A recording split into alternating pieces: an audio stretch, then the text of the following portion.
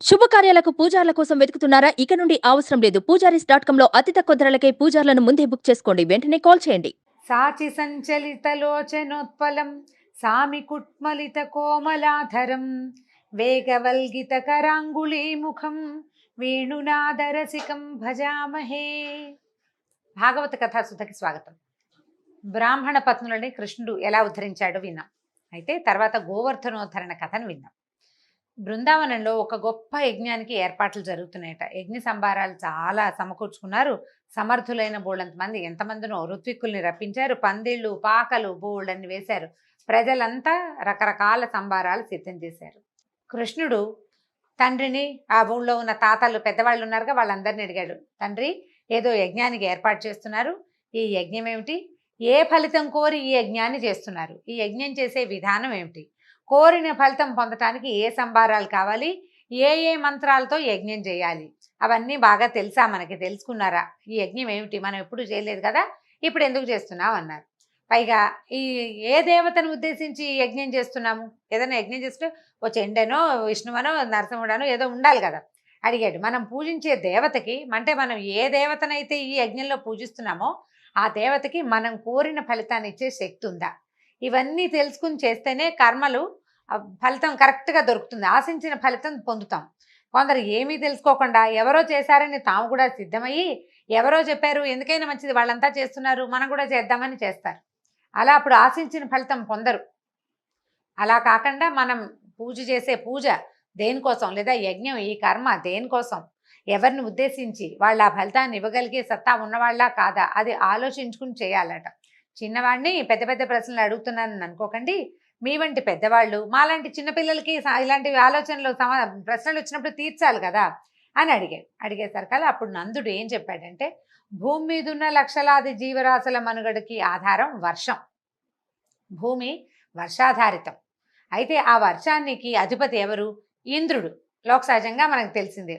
అతనే మేఘ రూపంలో మనకి వర్షాన్ని ఇస్తాడు. వర్షం వల్ల పంటలు పండుతాయి, పచ్చిక మొలుస్తుంది, మొక్కలు మొలుస్తాయి. ఇవన్నీ మనకి, మన పశు సంపదకి జీవనాధారం. కాబట్టి నెలకి 3 వానలు కురిపించమని, జల సమృద్ధిని కలిగించమని మనం ప్రతి సంవత్సరం ఇంద్రుడిని ప్రార్థిస్తూ యజ్ఞం చేస్తాం. అంతేకాదు, ఇంద్రుడి అనుగ్రహం వల్ల పంటలు పండుతున్నాయి కనుక ఆ పంటల్ని పాయసం మొదలైన రూపాలలో ముందు ఇంద్రుడికే నైవేద్యంగా సమర్పిస్తాం. అంటే పాయసం చేసి యజ్ఞకుండంలో ఇంద్రాయ నమః, ఇంద్రాయ స్వాహ అని ఇంద్రుడికి సమర్పిస్తారట. అని చెప్పాడు. ఇప్పుడు ప్రసాదంగా ఇచ్చాము. అతడి ప్రసాదంగా, అతడిచ్చిన వాన వల్ల వచ్చిన పంటని మనం హాయిగా ప్రసాదంగానే ఈ పంటని అనుభవిస్తాము అని చెప్పాడు. ఇంద్రుడి కోసం చేస్తున్నాం అంటే కృష్ణుడు ఒప్పుకోకపోతే ఏమంటున్నాడంటే, ఏం చెప్పాడో చూడండి. భగవద్గీతలో చెప్పిన వాక్యాలేనండి ఇవి. చిన్నతనంలో కూడా ఆయన చెప్పాడు. మానవుడు తన జీవిత కాలంలో సుఖాన్ని కానీ, దుఃఖాన్ని కానీ, క్షేమాన్ని కానీ, భయాన్ని కానీ తన పూర్వ కర్మ ఫలితంగానే పొందుతాడు. ఏదైనా సరే పూర్వకర్మాను ఫలమే తప్పిస్తే రెండోది కాదు. కర్మఫలాన్ని అనుభవించడం అనివార్యమైనది. దాని నుంచి తప్పించుకోలేము. దాన్ని ఏ దేవుడు మార్చలేడు. ఇంద్రుడు అసలే మార్చలేడు. ఇంద్రుడి వల్ల అసలు కాదు. ఇలా ఎవరి కర్మఫలం వాళ్ళు అనుభవించే మానవులకి ఇంద్రుడితోటి పని ఏముంది? నా కర్మ ఫలితం, నాకు ఇప్పుడు బాగా ధాన్యం పండాలనుందా, పండుతాయి. పండకూడదనుందా, పండవు. ఇంద్రుడు ఏం చేస్తాడు మధ్యలో? ఇంద్రుడిని పూజించి పొందే ప్రయోజనం ఏమిటి? మానవుడికి ఫలసిద్ధి కలిగించేది కర్మ ఒక్కటే. కర్మలు మాత్రమే ఫలసిద్ధిని కలిగిస్తాయి. మానవుడు తన జీవిక కోసం చేసే కర్మని వృత్తి అంటాం, అంతే. అయితే గోపాలతనం మన వృత్తి. ఇప్పుడు గోవులని పాలించుకోవటం మన వృత్తి. మనకి జీవనాధారమైన వృత్తి అన్నిటికంటే గొప్పది. వృత్తి అన్నిటికంటే గొప్పది. మనకి ఏదైతే అన్నం పెడుతుందో దాన్ని గౌరవించి తీరాలి. అదే దైవం అని భావించాలి. ఇదే ధర్మం. భగవంతుడు చెప్పాడండి, వృత్తి ధర్మం అనేది చాలా ముఖ్యమైనదని, దాన్నే గౌరవించాలని. దాన్ని గౌరవించకుండా నువ్వు ఏ పూజ చేసినా ఫలితం రాదు నీకు. మనం ఏ వృత్తి వల్ల మనకి నిత్యము జీవిక లభిస్తోందో దానిని గౌరవించాలి. ధర్మాన్నే కనుక పాటించాలంటే ఇప్పుడు మనం ఏం చేయాలి? ఎల్లవేళలా మనకి జీవనాధారాలు ఏమిటి? గోవులు. ఈ గోవుకి జీవనాధారం ఏమిటి? పుష్కలంగా మేతనిచ్చే గోవర్ధన పర్వతం. గోవుని పూజిద్దాము, గోవర్ధనాన్ని పూజిద్దాము, ఇంద్రుణ్ణి కాదు. ఇంద్రుణ్ణి పూజించక్కర్లేదు, ఇది నా అభిప్రాయం, మీకు నచ్చితే చేయండి అన్నాడు. అనేసరికల్లా దేవత ఇప్పుడు దేవతలకి పూజలు చేయొద్దని కాదు ఉద్దేశం కృష్ణుడిది.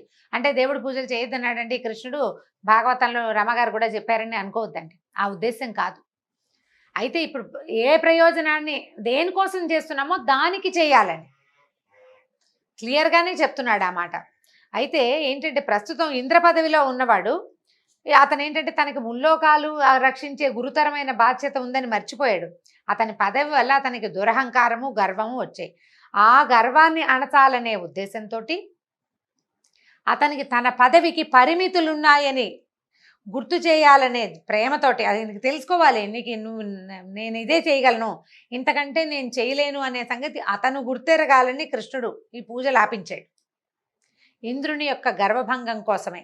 నందాదులు ఏం చేశారు, ఈ నందుడు, ఉపనందుడు పెద్దవాళ్ళు ఉన్నారు చాలామంది. అన్ని చోట్ల పెద్ద తలకాయలు ఉంటాయి కదండి. ఈ పిల్లలు ఏదో మాట్లాడతారు, పెద్దవాళ్ళు అందులో నుంచి ఓ సారాంశం తీసుకుని బాలాదపి సుభాషితం, చిన్నపిల్లాడు చెప్పిన మంచి మాట వినాలనుకుని వీళ్ళంతా కూర్చుని ఏదో చర్చించుకున్నారు. చర్చించాక ఏమనుకున్నారు, కృష్ణుడు చెప్పినట్టు చేద్దాం అనుకున్నారు. బోల్డన్ని పిండి వంటలు చేశారు ఎన్నో. అక్కడి నుంచి మంత్రవేత్తలైన విప్రుల ఆధ్వర్యంలో గోవులని, గోపర్వతాన్ని సాంగంగా చక్కగా పూజించారు. సాక్షాత్తు గోపూజ చేశారు, సాక్షాత్తు గోవర్ధన పూజ. తాము వండిన పిండి వంటలు గోవులకి తినిపించారు నైవేద్యంగా. గోవర్ధన పర్వతాన్ని కూడా నైవేద్యంగా సమర్పించారు. అయితే ఈ కృష్ణుడు ఏమనుకున్నాడంటే గోవర్ధనానికి పూజించమన్నాడు. తాను చెప్పిన మాటల మీద గోపాలుడికి విశ్వాసం కలిగించాలనుకుని తాను ఈ గోపాలుల మధ్యలోనే బాలుడుగానే ఉంటూ ఒక పెద్ద శరీరాన్ని దాల్చి గోవర్ధన పర్వతం మీద కూర్చున్నాడట. కృష్ణుడు అనుకోలే వాళ్ళు, గోవర్ధన పర్వతమే శరీరాకృతి దాల్చిందనుకున్నారు. అట్లా నేనే గోవర్ధన పర్వతాన్ని అని చెప్పాడు అని ఘోషణ చేశాడు. వాళ్ళు పెట్టిన నైవేద్యాలన్నీ చక్కగా ఆరగించాడు. కృష్ణుడు ఇటు చిన్నపిల్లాడిగా గోకులవాసుల మధ్యలోనూ ఉన్నాడు, అటు అలాగే పర్వతం మీద కూడా నేనే పర్వతాన్ని అని కూడా అంటూ అక్కడ ఒక పెద్ద శరీరంతో కనిపించాడు.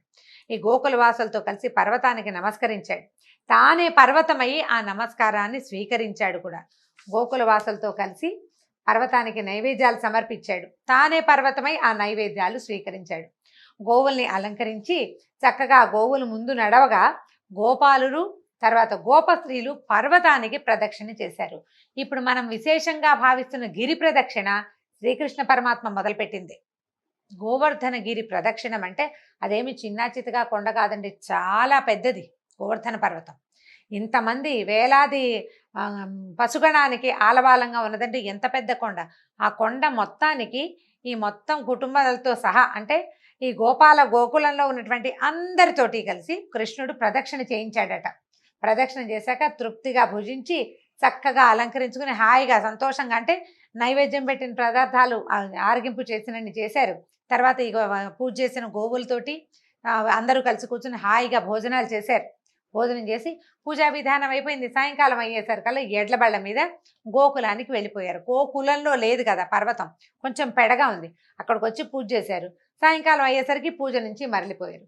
కృష్ణుడు తన పూజ చేయొద్దన్నాడని ఆ పిల్లవాడి మాటలు విని గోకుల వాసులు తనకి ఏటా చేసే పూజ చేయలేదని ఇంద్రుడికి కోపం వచ్చింది. ఆయనకి తెలిసిపోయింది ఓ చిన్న పిల్లాడు అతను చెప్పిన ఐడియా ప్రకారం వీళ్ళు ఇది మానేశారని పర్వతానికి పూజ చేసిన. పర్వతానికి శక్తి ఏమిటి, నేను వాన కురిపిస్తే కదా, నా వల్లే కదా అని భావనలో ఉన్నాడు. ఇంద్రుడి నియంత్రణలో మేఘాలు ఉన్నాయండి, వాటికి పేర్లు ఉంటాయి. పుష్కలావర్తము అలా రకరకాలు ఉన్నాయి. సంవర్తకాలనే మేఘాలు ఉన్నాయి. వీటిని ఏంటంటే బంధించి అట్టే పెడతారు. అవి విసురుగా ముందు తిరగవన్నమాట, తిరిగేవి కాదు. మామూలుగా పోయి పుష్కలావర్తకములనే పేరు జ్ఞాపకం ఉంది నాకు. అది సాధారణంగా మనకి వాన కురిసేవి. ఇవేంటంటే సంవర్తక మేఘాలు తుఫాన్ వచ్చినప్పుడు అంటే ప్రళయం కాలంలోనే వస్తాయన్నమాట. పూర్తిగా జలప్రళయం వచ్చే రోజుల్లో వచ్చే మేఘాలని సంవర్తక మేఘాలు అంటారు. వీటిని ఏంటంటే బంధించి అట్టి పెడతారు, ప్రళయకాలంలోనే వదులుతారు. అవి భయంకరంగా వర్షించి లోకాలని ముంచేస్తాయి. ఇంద్రుడు ఏం చేశాడంటే సంవర్తక మేఘాల బంధనాలు తొలగించి వాటిని ఆజ్ఞాపించాడు. బృందావనంలో నందుడి గోకులం ఉంది, అతనికి కృష్ణుడనే కొడుకున్నాడు. సాధారణ మానవుడు, మూర్ఖుడు, అంతా తనకే తెలుసు అనుకుంటాడు, పండితుని అనుకుంటాడు. ఆ కృష్ణుడి మాటలు నమ్మి గోపాలుడు నన్ను అవమానించారు. మీ శక్తి అంతా ఉపయోగించి నందుడి గోకులాన్ని నాశనం చేయండి. మీ వెనకాలే తోడుగా మరుత్తులు వస్తారు, అంటే గాలి అనమాట, మరుత్తులు వస్తారు. నేను కూడా ఐరావతాన్ని ఆరోధించి వస్తానని చెప్పాడు. ఇది చూడండి, ఇప్పుడు పూజ చేయకపోతే దేవతలకి కోపం వస్తుందండి. పూజ చేయకపోతే కోపం వచ్చేవాడు ఎవడు? వాడు భగవంతుడు ఎందుకు అవుతాడు? వాడు భగవంతుడు అవడానికి అవకాశం లేదు. భగవంతుడికి మనకి మధ్యలో అనుసంధానం కలిగించే రకరకాల స్టెప్పుల్లో అతను కూడా ఒక భాగం. అయితే ఇది నేను భాగాన్ని అనుకోకుండా, భావించకుండా నేనే సర్వజ్ఞుడిని, నాకే తెలుసు, ఈ శక్తి అంతా నాదే, వీళ్ళని నేనే బతికిస్తున్నాను, నేను ఇచ్చే వానతోటే భూమి మీద మానవులు బతుకుతున్నారు అన్న భావంలోకి, విపరీత భావంలోకి, అంటే అధికార గర్వంలోకి ఇంద్రుడు వెళ్ళిపోయాడు. ఇంద్రుడు అనేది ఒక పదవి, కొంతకాలం ఉంటుంది. 100 యజ్ఞాలు చేసిన రాజు ఎవడైనా వస్తే ఈ ఇంద్రుడిని తీసేసి ఆయన ఎక్కిస్తారు ఆ పదవిలోకి. 100 యజ్ఞాలు చేసిన వాడు ఇంద్రుడు అయిపోతాడు. అయితే అందుకని ఈ ప్రత్యక్షంగా ఇప్పుడు ఉండే ఇంద్రుడు ఏం చేస్తాడంటే, ఎవరైనా 99 యాగాలు చేయగానే 100వ యాగం చెడగొట్టడానికి చూస్తుంటాడు. అయినా కూడా ఇంద్ర పదవిని చేజిక్కించుకున్న వాళ్ళు కొంతమంది కనిపిస్తారు. నహుషుడు అలాంటి పేరున్న చక్రవర్తి నహుషుడు, ఆయనకు వచ్చింది ఇంద్ర పదవి. ఆయన అందులో నుంచి దించడానికి ప్రయత్నం చేశారు. అక్కడికి వెళ్ళాక ఆయనకి తలకెక్కింది. అధికార గర్వానికి ఎవ్వరూ దాని నుంచి తప్పించుకోలేరండి. ఒక్కసారి ఈ పవర్ అంటూ చేతికి వచ్చిందా, అయితే ఈ పవర్ ఏమిటి? ఇది సర్వాంతర్యామిత్వం కాదు, సర్వజ్ఞత్వం కాదు, అది వచ్చేది కాదు. వీళ్ళకి వచ్చింది ఏమిటి? సర్వాంతర్యామికిను అసలు ఏమీ తెలియని సాధారణ జీవికి మధ్యలో ఉన్నవాడు. అంటే మనకంటే కొంచెం పైన, భగవంతుడి కంటే చాలా కింద ఉన్నట్టు. ఇతను అది భావించకుండా నా వల్లే గోకులంలో జనం బతుకుతున్నారన్న నమ్మకంతో ఈ ఇంద్రుడు ఏం చేశాడు? సంవర్తకాలనే మేఘాలని ఈ పంపకం చేశాడు నందగోకులం మీద. పైగా ఇంద్రుడి ఆజ్ఞ వల్ల మధురా నగరంలో కురవలేదు వానంతా గోకులంలోనే కురిసింది. ఏదో మెషిన్ ఇచ్చి పెట్టి ప్రయోగం చేసినట్టు మనకు వాన వచ్చే ప్రయోగాలు చేస్తారు చూడండి, ఒకటే మబ్బుతునక ఒక చోటే ఉండి అక్కడే కురుస్తుంటుంది.